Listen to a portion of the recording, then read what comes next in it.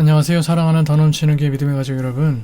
성령 하나님께서 내주하시는 사람, 내주하시는 성령님의 능력 가운데 말씀 앞에 나아가는 사람들은 말씀 속에서 놀라운 것을 보는 눈이 열립니다. 오늘 고린도전서 2장의 말씀을 함께 읽고 묵상하며 세상의 지혜자는 결코 알 수 없는 감추어진 하나님의 지혜, 십자가의 은혜를 발견하기를 소망합니다. 지혜와 계시의 영이 우리 마음에 그리스도의 시선을 부어주시기를 기도하며 오늘의 묵상을 함께 시작해 보도록 하겠습니다. 오늘은 여러분들과 함께 고린도전서 2장 1절로 16절의 말씀을 함께 묵상하도록 하시겠습니다. 오늘도 이 영상을 잠시 멈춤해 두시고 여러분들께서 개인적으로 오늘 본문 말씀을 읽어 주시기를 바랍니다.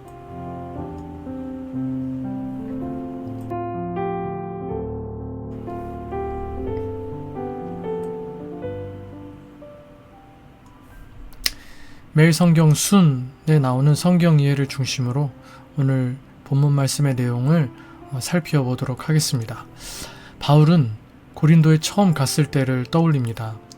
그는 말솜씨나 지혜로 설득하지 않고 오직 십자가에 못 박히신 그리스도만 붙들었습니다. 자신의 능력은 배제한 채 성령의 능력이 나타난 증거로만 복음을 전하려는 바울의 마음은 약하고 두렵고 떨렸습니다. 이는 그들의 믿음이 오직 하나님의 능력 위에 세워지게 하려 함이었습니다. 바울은 이 세상 통치자들은 알 수 없는 감추어진 하나님의 지혜인 십자가를 설명합니다. 십자가는 세상 통치자들이 끝내 해독하지 못한 구원의 설계였습니다. 이 지혜는 오직 성령의 계시로만 열립니다. 성령 하나님은 하나님의 깊은 경륜과 생각을 아시는 유일한 분입니다. 그분께서 우리에게 오셔서 하나님이 은혜로 주신 선물을 깨닫게 하십니다. 그래서 영적인 일은 영적으로 분별됩니다. 성령이 없는 사람은 십자가를 어리석게 여기지만 성령을 받은 사람은 하나님의 뜻을 분별하며 결국 그리스도의 마음을 품습니다. 이처럼 십자가의 지혜는 정보가 아니라 성령께서 마음을 바꾸시는 사건입니다. 이와 같은 본문의 말씀의 내용을 통해서 먼저 하나님은 어떤 분이신지를 묵상하며 말씀의 은혜를 나눠보겠습니다. 6절에서 9절, 하나님은 세상이 시작되기 전에 우리의 영광을 위해 감춰두신 하나님의 지혜를 하나님의 영을 통해서 깨닫게 하십니다. 하나님의 계시는 헬라어로 아포칼립시스라고 하는데, 이 하나님의 계시는 하나님의 숨겨짐, 헬라어로 아포크립토라고 합니다. 하나님의 숨겨짐을 품고 있습니다. 아포칼립시스는 아포크립토를 품고 있다는 것입니다. 하나님의 계시는 하나님의 숨겨짐을 품고 있습니다. 예수님은 하나님이 이 계시를 지혜롭고 슬기 있는 자들에게는 숨기셨지만 어린 아이들에게는 나타내심에 감사하셨습니다. 하나님 말씀은 세상의 그 어떤 지혜자라도 깨달을 수 없을 만큼 깊지만 성령 하나님께서 함께 하시면 어린아이라도 깨달을 수 있는 말씀입니다. 사랑하는 믿음의 가족 여러분, 최근 말씀을 읽거나 기도할 때 내 지식과 경험을 의지하여 하나님을 다 안다고 착각하고 있지는 않습니까? 마치 내가 성경을 너무 잘 알고 이러저러한 성경 공부 제자 훈련을 아주 높은 수준까지 받았기 때문에 나는 다 알아 하는 오만에 빠져 있지는 않습니까? 하나님의 깊은 신비를 깨닫기 위해 내 지적 교만을 내려놓고 지혜와 계시의 영을 구체적으로 구한 적은 언제입니까? 스스로 똑똑하다고 여기면서 다 안다고 여기면서 하나님이 나타내신 계시의 말씀에 무지한 자가 되지 않도록 지혜와 계시의 영을 주시기를 늘 겸손히 하나님 앞에 엎드리시는 우리 모든 믿음의 가족들 다 되실 수 있기를 주님의 이름으로 간절히 축복해 드리겠습니다. 10절에서 13절, 자녀들에게 성령을 주셔서 하나님이 주신 은혜의 선물들을 알게 하십니다. 하나님의 성령을 받은 사람들은 하나님의 계시의 말씀을 읽고 묵상하면서 하나님의 뜻을 깨달아 알 수 있습니다. 하나님의 영이 하나님의 일을 알려주시기 때문입니다. 영적인 일은 영적인 것으로만 분별할 수 있습니다. 성령 하나님의 조명이 없는 말씀 읽기는 단순한 지식 축적이나 문학 독해에 불과합니다. 성령 하나님의 조명이 없는 성경 공부는 단순히 머리만 키우는, 어쩌면 오히려 하지 않으니만 못한 그런 과정이 될 수도 있습니다. 늘 성령 하나님을 의지해서 성령 하나님께서 눈을 열어주시기를 사모하며 나아가야 하는 것입니다. 성령께서 눈을 열어주셔야만 말씀 속에 담긴 하나님의 진정한 뜻과 은혜를 발견할 수 있기 때문입니다. 성령께서 우리 눈을 열어주셔서 우리가 말씀에서 놀라운 것을 볼 수 있기를 소망합시다. 마치 다 아는 듯이 이 정도면 됐지 뭐 머리만 키우는 그냥 성경 공부자가 아니라 깨닫게 해주신 말씀대로 살아나아갈 수 있는 말씀의 사람들로 온전히 세워질 수 있는 저 여러분들이 다 되실 수 있기를 간절히 소망합니다. 10절에서 16절 성령을 통해 우리를 하나님의 신비한 계획 안으로 초대하십니다. 또 우리 안에 그리스도의 마음을 부어주셔서 가치관을 새롭게 하시며 모든 상황을 주님의 시선으로 다시 보게 하십니다.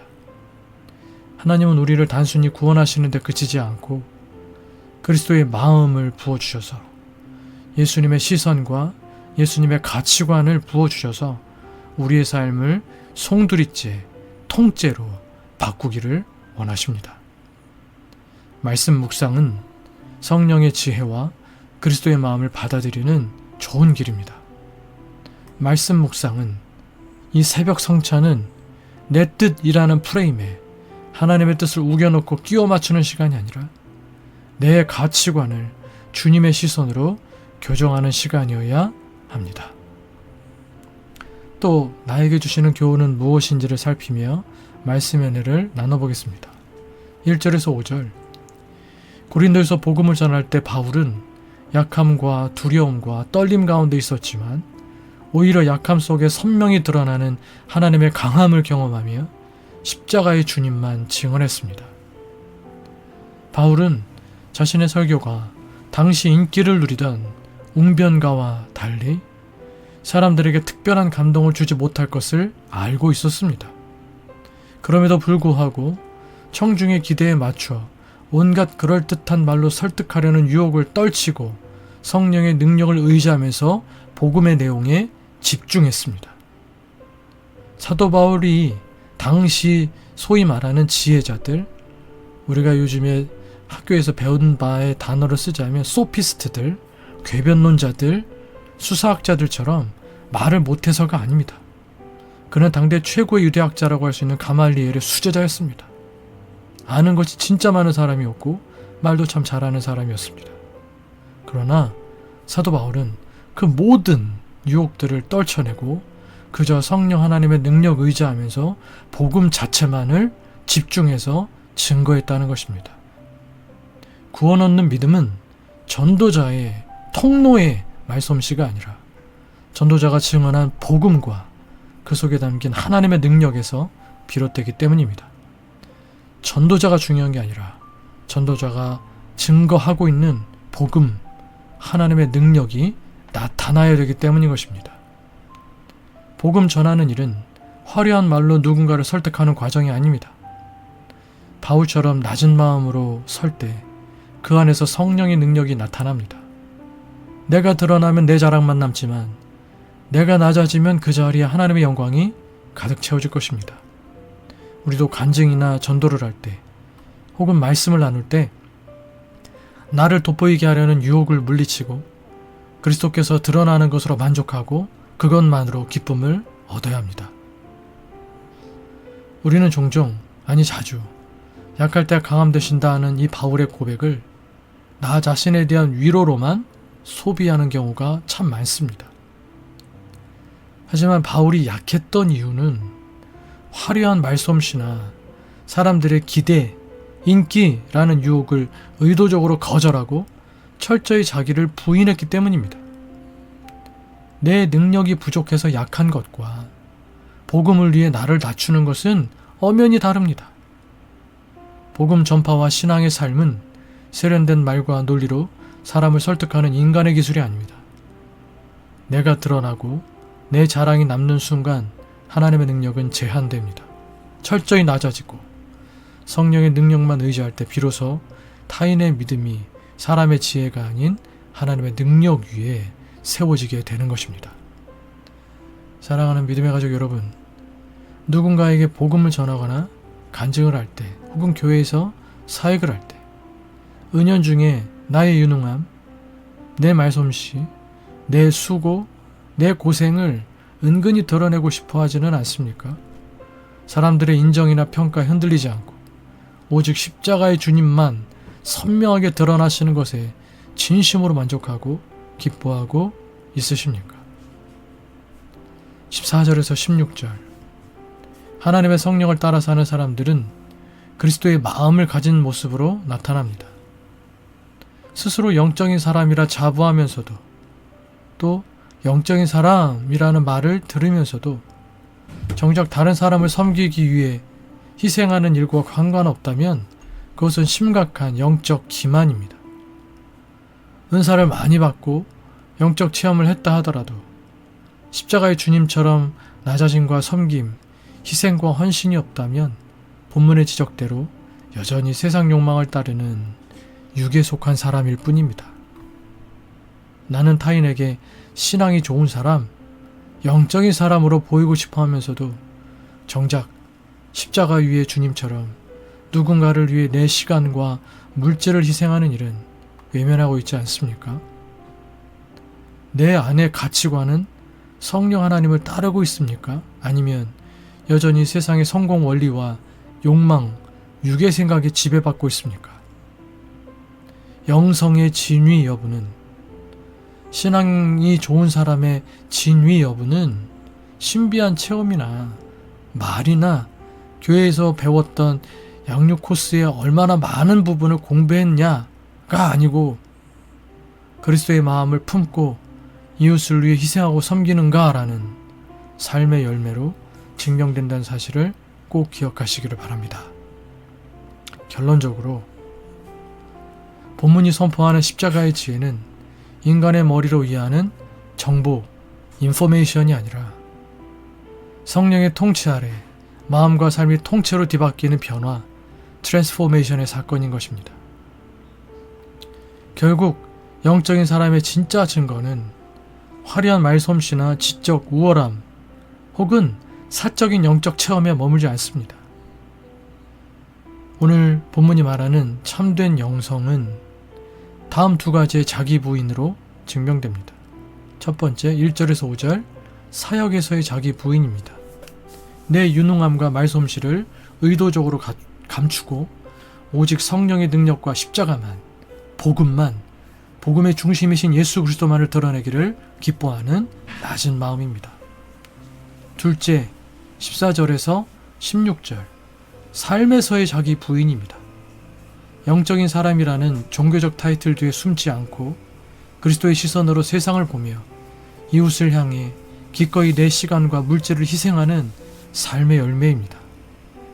진정한 영성은, 진짜 믿음, 진짜 신앙은 자기를 증명하려는 세상의 지혜를 버리고 나를 드러내려고 하는 세상적 지혜를 버리고 그리스도를 증언하기 위해 기꺼이 낮아지는 십자가의 삶으로 완성된다는 사실을 여러분 꼭 기억하시고 모든 일상을 통해 십자가의 삶의 열매를 맺는 사랑하는 더 넘치는 교회 모든 믿음의 가족 여러분들 다 되실 수 있기를 주님의 이름으로 축복해 드리겠습니다.